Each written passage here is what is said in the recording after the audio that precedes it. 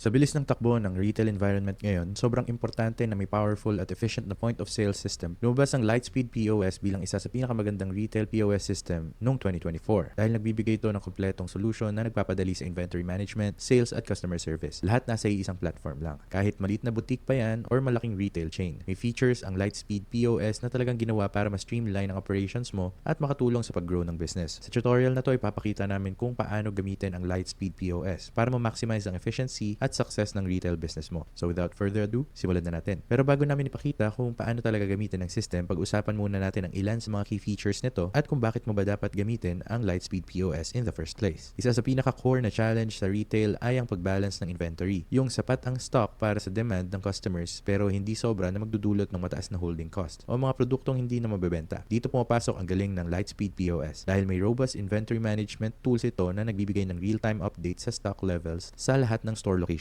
mo. Halimbawa, kung may multiple retail outlets ka, pwede mong gamitin ang system para makita kung gaano karaming stock ang nasa bawat location at mag-redistribute ng product sa pagitan ng stores para matugunan ang local demand. Nag-aalok din ang Lightspeed ng mga tools para ma-automate ang reordering process. Pwede kang mag-set ng reorder points para sa bawat product, kaya kapag bumaba ang stock sa isang certain level, automatic nagagawa ang system ng purchase order. Hindi ka lang makakatipid ng oras, nakakatulong din itong siguraduhin na hindi nauubusan ng popular items ang store mo, na mas nagpapataas ng customer satisfaction at sales. Bukod dito, ang detailed inventory analytics ng Lightspeed ay tumutulong para makita kung aling products ang mabilis mabenta at alin yung hindi gaano gumagalaw. Dahil sa insights na to, mas makakagawa ka ng mabilis at informed na decisions tungkol sa future stock orders, pati na rin clearance sales. Kapag mas naiintindihan mo kung ano ang nagda-drive ng sales mo, mas ma-adjust mo rin ang marketing efforts mo para i-focus sa mga top-performing products na pwedeng magpataas ng profitability. Para naman sa mga retailers na may parehong physical store at e-commerce website, madalas challenge ang pag-manage ng inventory sa iba't ibang channels. Dito nagiging helpful ang Lightspeed POS dahil seamless itong nag-integrate sa e-commerce platforms. Kaya mas madaling i-manage ang online at offline sales sa isang system lang. Dahil sa omni-channel approach na to, automatic na nag-update ang inventory in real time. Kaya kung may nabentang product online, mag-a-adjust din agad ang stock level sa physical store mo. Halimbawa, kung may clothing store ka na may physical shop at online store, pwede mong i-rely ang Lightspeed para i-sync ang inventory sa parehong channels. Dahil sa integration na to, nababawasan ang risk ng overselling or yung pag-disappoint sa customers dahil out of stock pala yung item. Nakakatulong din ito para ma-manage ang shipping, in-store pickups at returns sa isang platform lang. Kaya mas simple ang operations at mas gumaganda ang overall customer experience. May option din para sa omni-channel marketing. Hindi lang tumutulong ang Lightspeed POS sa pag-manage ng transactions. Nagbibigay din ito ng paraan para mas ma-engage ang customers gamit ang targeted marketing campaigns. Nag-integrate ang system sa mga sikat na marketing platforms tulad ng Mailchimp. Kaya pwede kang gumawa ng personalized email campaigns base sa behavior ng customers. Halimbawa, pwede kang mag-set ng automated emails para sa customers na nag-abandon ng online cart nila or mag-offer ng loyalty discount sa mga repeat buyers. Bukod pa dito, pinapayagan ka rin ng Lightspeed na gumawa ng detailed customer profile sa pamamagitan ng pag-track ng purchase history at preferences nila. Gamit ang data na to, makakapagbigay ka ng personalized recommendations na tumutulong para mas tumibay ang relasyon mo sa customers at mas tumaas ang sales. Kunwari, ang isang customer na madalas bumili ng running shoes, pwedeng makatanggap ng targeted promos para sa related products tulad ng athletic wear or accessories. Kaya mas mataas yung chance na bumalik siya sa storefront mo. Sinusuportahan din ng Lightspeed yung loyalty programs na nag-encourage sa customers na bumalik ulit. Pwedeng mag-offer ng points kada purchase or magbigay ng discounts pagkatapos ng certain number of visits. At yung maayos na nakastructure na loyalty program ay kaya talagang pataasin ang customer retention. Yung mga programs na to madaling i-integrate sa marketing efforts mo. Tumutulong para mas lumakas yung brand loyalty at dumami yung repeat business. Importante rin yung maayos na pag-manage ng retail team para masigurado yung mataas na sales performance at customer satisfaction. Pinapadali ng Lightspeed POS yung employee management sa pamamagitan ng pag-track ng key metrics tulad ng sales performance, hours worked, at shift assignments. Kaya rin gumawa ng system ng performance reports para makita mo yung contribution ng bawat employee sa business mo na tumutulong para makagawa ka ng data-driven decisions tungkol sa staffing, training, at promotions. Yung time tracking feature ng Lightspeed sinisigurado na tama yung pag-clock in at pag-clock out ng employees. Kaya mas na-manage mo yung labor costs at nananatiling compliant sa labor regulations. Bukod pa dun, sa pag-monitor ng sales performance ng employees, madali mong ma-identify yung top performers at ma-rewardan sila ng tama. Pwede mo rin gamitin ang insights na to para magbigay ng targeted coaching sa employees na kailangan pa ng dagdag support or training. At syempre, meron ding advanced reporting at analytics para sa mas maayos at mas smart na decision making. Sa retail, data is king. At yung pagkakaroon ng access sa accurate at updated na reports tungkol sa performance ng business mo pwedeng maging difference kung makakagawa ka ng informed decisions o manghuhula ka lang sa next step mo. Nag-offer ang Lightspeed POS ng malawak na range ng reports na kino-cover ang sales trends hanggang sa employee productivity, pati na rin customer demographics at inventory turnover. Kunwari, yung sales reports pwedeng magpakita ng pattern sa behavior ng customers tulad ng peak shopping hours, sales, seasonal trends, pati na rin product preferences. Pwede mong gamitin yung data na to para i-optimize yung staffing schedules, mag-plan ng marketing campaigns at i-adjust yung inventory para tumugma sa expected demand. Yung inventory reports naman nagbibigay daan para matrack mo ng detalyado yung stock levels. Kaya may iwasan mo yung stock outs at overstock situations. Pwede ka rin gumawa ng reports para makita kung alin sa mga products ang mabilis maubos at alin yung matagal lang nakadisplay sa shelves. Yung level ng insight na to tumutulong para ma-optimize mo yung stock levels mo at makapag-decide kung kailangan na bang mag-discount or mag-promote ng specific products. At ayan, halos yan na lahat ng importanteng details at features na kailangan mong malaman. Ngayon ipapakita ko naman kung paano ka makakapagsimula sa retail version ng Lightspeed POS. Isa sa pinakamadali at best na paraan para makapag-start sa Lightspeed POS ay gamit yung link na nasa description. Para sa Lightspeed POS, sasabihin natin na retail yung selling setup natin. Kaya kiklik ko tong Start Now button. Dadalhin tayo nito sa page kung saan magtatanong sila ng ilang details tungkol sa business mo. Dito mo rin makikita kung bakit libo-libong businesses ang nagtitiwala sa Lightspeed. At yung unang tanong ay ano ba yung binibenta mo? Para sa video na to, sabihin natin na isa tayong apparel at footwear company. Pagkatapos nun, ilalagay natin kung magkano yung annual revenue natin in USD. Kahit ano naman pwedeng ilagay dito, pero for now, sabihin na lang natin na nasa 1 to 300k tayo. Susunod, ilalagay natin yung full name, email address, phone number, company, at store URL. Pati na rin yung password. After nun, magkakaroon na tayo ng access sa 14-day trial na completely free. Yan, limited access ka na rin sa lahat ng features kahit walang credit card na kailangan. Ngayon, pag nasa loob ka na ng Lightspeed, ganito yung itsura niya. Makikita mo na ito yung register na currently open. Para sa video na to, i-close muna natin yung register. Siguraduhin lang na okay lahat. Tapos i-click yung close register. At ayan, ganito na magiging itsura sa loob ng Lightspeed. Makikita mo na meron tayong open na register, kaya pwede ka na agad mag-rack up ng sales at magsimulang magbenta ng products. Kunwari, gusto nating ibenta tong dress na to. Click lang natin yung dress, piliin yung size na gusto natin, tapos piliin natin yung color at syempre yung season. Makikita mo na automatic siyang nag-update sa register at meron na tayong bagong item sa point of sale system natin. Ang gagawin na lang natin ngayon ay tignan kung ano yung next na gusto natin gawin. Pwede tayong mag-add ng discount code, promo code, or note. Tapos, hit na yung pay button. Pag na-hit mo na yung pay button, hihintayin mo na lang yung customer sa harap mo na sabihin kung paano siya magbabayad. Pwedeng gift card, cash, or Lightspeed payments. Tandaan lang na yung Lightspeed payments dito usually credit card or debit card. Kunwari, cash yung ibabayad nila. Ilalagay mo lang yung amount na binigay ng customer. At kung sobrang bayad nila, pwede kang magbigay ng sukli. Pero sabihin na lang natin na exact amount yung binayad nila. At ayan, payment received na. Ngayon, ang gagawin mo na lang ay mag-print ng receipt or kung gusto mo, pwede ring i-email mo sa kanila yung copy ng receipt. Pagkatapos na lahat yan, i-hit mo lang yung complete sale button. Magkakaroon ka na ng printed copy na pwede mong i-print dito or i-save as PDF. At ayan, ready ka na ulit. At pwede mo na itong gawin sa kahit anong product na nandito sa page. Pwede kang mag-add ng shoes sa listing mo or ceramic candles at automatic silang magdadagdag diretso sa register. Pwede mo ring piliin kung gift item ba or gift card.